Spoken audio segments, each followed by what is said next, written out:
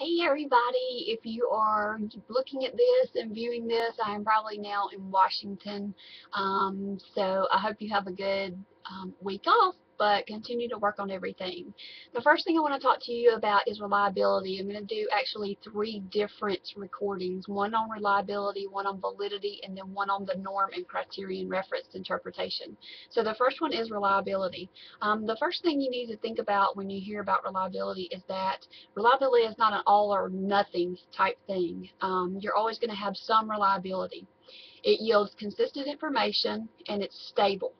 Okay, it's a matter of degree. Some indicators or measures are highly reliable, but nothing is ever perfectly reliable. So there's no zero reliability, and it's rare that you find something that is perfectly reliable. It's not validity. Reliability is how consistent or how stable your information is, and validity is not that. Okay, so we'll talk about validity next. When you deal with reliability, you deal with some things that may affect your results. These are called unsystematic errors. Okay, some of those might be noise, something occurred by chance, things that, like a student may be a good guesser, some things that are out of your control. Okay, the next thing is factors that affect reliability and sources of unreliability. So what may affect reliability? There's four categories. One is test scoring, one is test content, one is test administration, and one is personal conditions.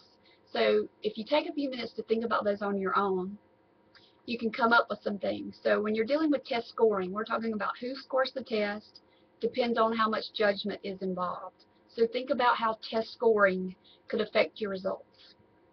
Test content, sample of test items. Variations in sampling of items in a test will yield unsystematic errors.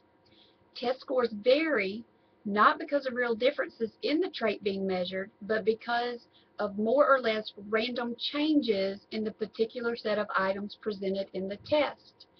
Okay, so test content. If you have something that's on the test that you didn't cover, that's validity, but then it's going to also affect your reliability.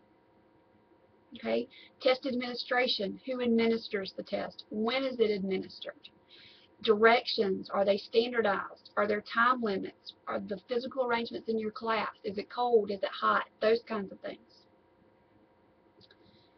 Personal conditions, we're talking about students. Are they sick? Do they not feel good? Do they have a bad day? Are there family situations involved? Do they not eat breakfast? All of these things within the four categories can affect your test scores. So those are some things that you can't always control for, but you can try to control for, right? So as a teacher, if you're developing your test, you can try to control for the content, making sure that it's on the test, what's supposed to be on the test. You can try to make the environment as conducive as possible. You can be systematic in administering your test to different groups of students. And you also can be consistent in your scoring, going back and using those checklists, the rubrics, those types of things to be consistent and objective in your scoring. Okay, there are some methods to determine reliability. One of those is test-retest. One is inter-rater and intra-rater reliability.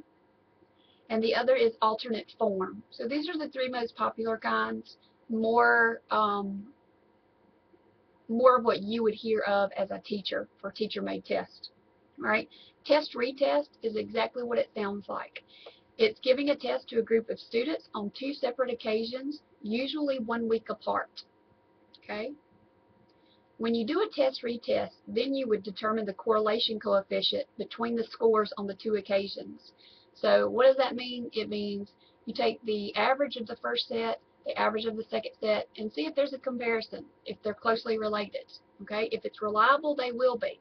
Your average should be within a couple of points. The second one is inter-rater and intra-rater reliability. Okay, inter-rater is scored twice, once by each of two different people. Alright, so inter-rater means two different people score the same assessment twice to see if you get consistent results. Intra-rater is you, the same person, grade it twice to see if you get similar results. So, for instance, I grade your midterm portfolios or your midterm exams on Friday night, and then I get up on Saturday morning and I regrade them to see how consistent. And if you get an A and you get an F, something's wrong. They're not reliable. But you should get within 2 to 3 points again of that same scoring. The last one is alternate form. Alternate form reliability requires that there be two forms of the test. They should be the same or similar in terms of numbers, time limits, content, etc. And that's probably the most popular one for you as a classroom teacher, is to develop two forms of your test. You can shuffle the questions, you can ask the same type of information in different types of questions, but as long as it's the same content, then that's considered alternate form. Okay, that's a little bit about reliability. The next thing we'll deal with validity.